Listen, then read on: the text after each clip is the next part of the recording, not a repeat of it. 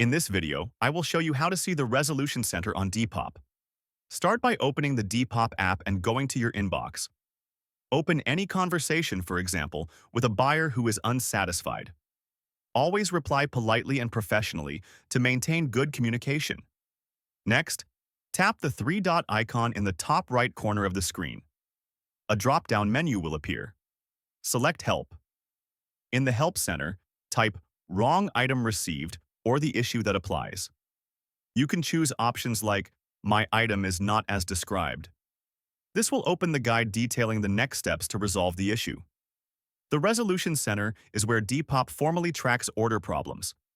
Buyers can open cases if an item is missing or doesn't match the description, and sellers can respond directly inside the app.